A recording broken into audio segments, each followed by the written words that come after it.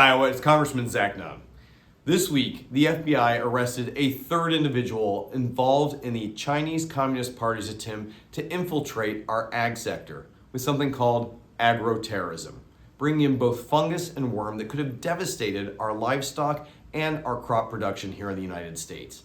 But we're not going to allow that to happen. I'm proud to be leading bipartisan legislation called the Plant Act, preventing lethal agricultural and national threats to stop the type of danger that could wipe out America's food supply while holding China and other countries accountable for their malicious act.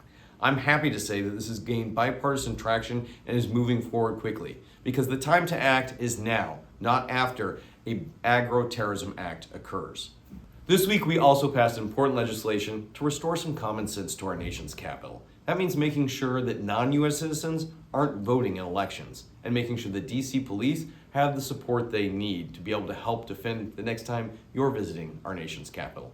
Together, we're taking best practices from Iowa and making Washington a little bit more like the heartland. Iowa, as you know, I will always back the blue and help our law enforcement do the jobs they need to do to help protect our community. But right now, across America, there's a 10% shortage in law enforcement officers. And here in Iowa, we have nearly a 40% shortage when it comes to our own Iowa State Patrol. Let's keep our troopers on the front line. And it's one of the reasons I'm leading legislation to help provide the reinstatement of retired officers to fill critical roles. This would include things like making sure data forensic, cybercrime analysis, answering those 911 calls so that shielded officers can respond to those 911 calls. Together, this is a great way to be able to ensure that our law enforcement has those forces on the front line as well as in the home office as well. Thanks to all of our sheriffs, our troopers, and our law enforcement, and everybody who's involved in helping protect our community.